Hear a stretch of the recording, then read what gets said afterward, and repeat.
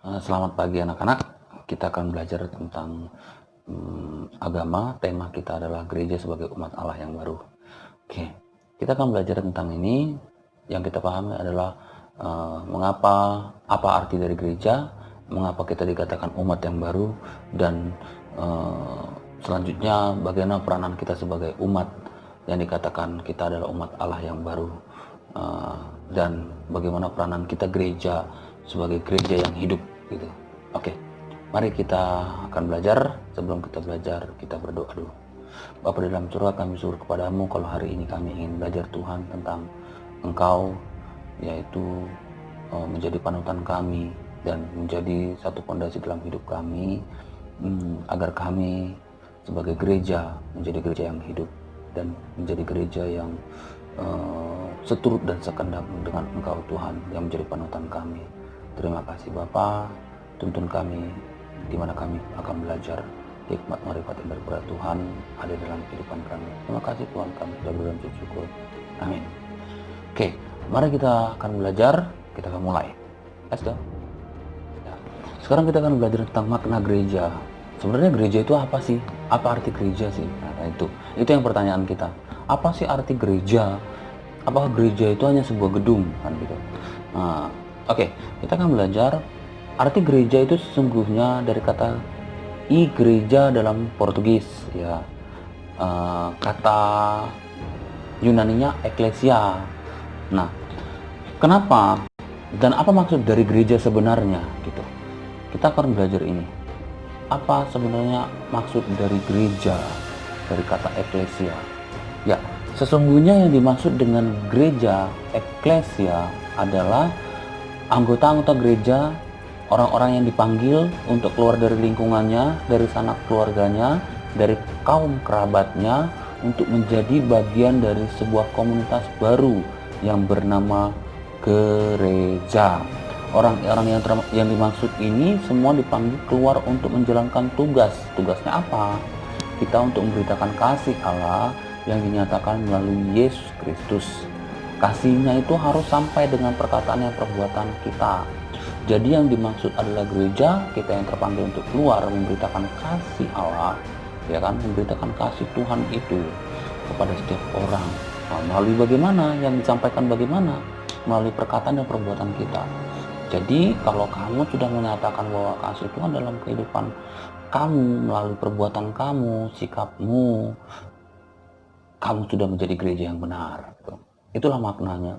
Jadi bagaimana Mister kalau seandainya saya sering ke gereja, sering melakukan ibadah, apakah saya sudah menjadi gereja yang baik? Tentunya sudah. Tapi, ya ada tapinya. Tapi prinsipnya adalah menjadi seorang yang penuh atau menjadi seorang yang benar-benar memiliki sikap seperti Kristus.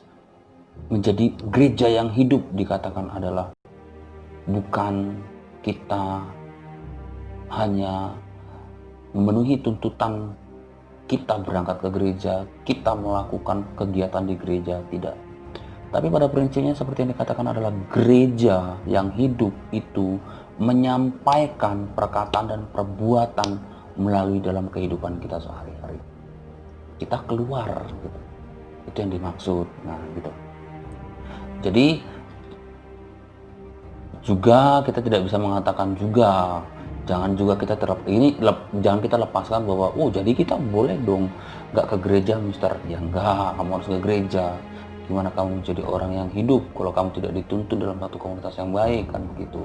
Karena sesuatu kebiasaan yang baik akan rusak ketika ada kebiasaan-kebiasaan buruk yang masuk dalam kehidupan kita gitu. Ya, itulah makna gereja, ya kan. Mister ulangi lagi, tadi adalah makna gereja itu dipanggil keluar dari lingkungannya, dari sanak saudaranya, dari kaum kerabatnya, menjadi bagian dari sebuah komunitas baru. Nah, untuk apa? Untuk apa maknanya? Untuk apa gitu? Kita dipanggil keluar untuk menjalankan tugas kita memberitakan kasih Allah. Tuh. Oke, lanjut. Next, kita lanjut. Itu makna gereja. Nah, selanjutnya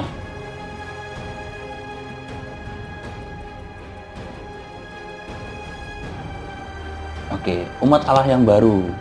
Kenapa kita dikatakan umat Allah yang baru? Oke, sini bagaimana hubungannya dengan umat Israel? Apakah keduanya berbeda ataukah sama? Jadi kita umat dikatakan umat Allah yang baru. Ya, bagaimana dengan hubungannya dengan orang Israel katanya gitu kan? Ya. Nah, kita akan baca dulu dalam Yeremia 31 ayat 31 sampai 33 dikatakan, sesungguhnya akan datang waktunya, demikian firman Tuhan. Aku akan mengadakan perjanjian baru dengan kaum Israel dan kaum Yehuda, bukan seperti perjanjian yang telah kutandakan dengan nenek moyang mereka. Aku akan menaruh Tauratku dalam batin mereka dan menuliskan dalam hati mereka, maka aku akan menjadi Allah mereka dan mereka akan menjadi umatku. Ya. Karena itulah melalui Nabi Yeremia, Tuhan mengatakan bahwa ia akan menaruh Tauratnya di dalam batinnya. Mereka akan menuliskan hukumnya di dalam hati mereka. Dengan demikian umatnya akan selalu mengingat hukum-hukumnya dan menaruh umatnya atau menaruh hukum Taurat di dalam hati mereka. Umat Allah pun akan berlakukan hukum itu dengan hati, bukan sekedar mengikuti aturan-aturan hukum dengan membabi buta. Itulah sebabnya gereja dibentuk Allah sebagai umat Allah yang baru. Inilah umat Allah yang hidup dengan hukum yang baru, yaitu hukum kasih. Ya, kenapa kita dibilang umat yang baru? Kenapa di dalam kitab Yeremia dikatakan bahwa udah banyak hukum yang diberikan. Nanti pada saatnya ada hukum yang tidak tertulis tapi hanya tertulis di dalam hati, yaitu hukum kasih. Ya kan, kasih itu udah mencakup semua. Hukum kasih itu kan tertulis di umatku yang baru. Jadi tidak lagi tertulis secara hukum peraturan, tidak. Ya, dengan umat yang dikatakan kita adalah umat baru, kita memiliki peraturan yang baru, yaitu hukum kasih ada dalam hati kita. Tidak seperti orang Israel, sudah terpampang hukum itu tetapi mereka tidak mau melakukan itu kan.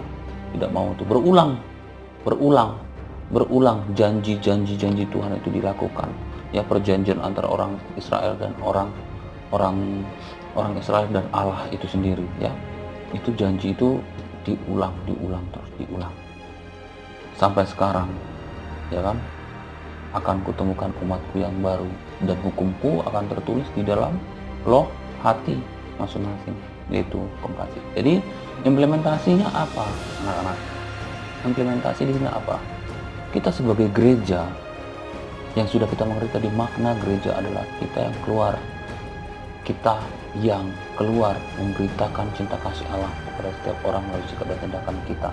Kita adalah umat baru, ya. Kita adalah umat baru. Kita adalah umatnya yang baru, ya kan? Gereja yang keluar menjadi umat yang baru, yang memiliki cinta kasih, yang seperti dikatakan tadi adalah sebagai umat yang baru yang menanamkan hukum kasihnya di dalam hati kita masing-masing. Jadi tidak lagi menanamkan hukum itu secara tertulis, secara peraturan, tidak, tetapi secara tertulis di dalam hati, bahwa kita tahu ada sang pattern, ada Tuhan yang menjadi pattern kita, menjadi contoh kita. Oh, besoknya ada Tuhan, kita nggak boleh melakukan ini. Besok tetap ada Tuhan, kita tidak boleh melakukan ini. Jadi udah tertulis dalam hati kita. Tidak peraturan yang tidak boleh begini, tidak boleh begitu, kan begitu. Sudah tidak seperti itu lagi. Sudah ada ketika kita mau melakukan sesuatu yang jahat, apa yang terjadi? Sudah ada tertanam dalam hati, tidak boleh. Nah, makanya dibilang kita adalah gereja sebagai umat yang baru. Ya kan? Gereja sebagai umat yang baru. Ya, anak-anak, kita telah belajar tadi itu tentang gereja sebagai umat yang baru. Ya, semestinya kita pahami tadi gereja sebagai umat yang baru.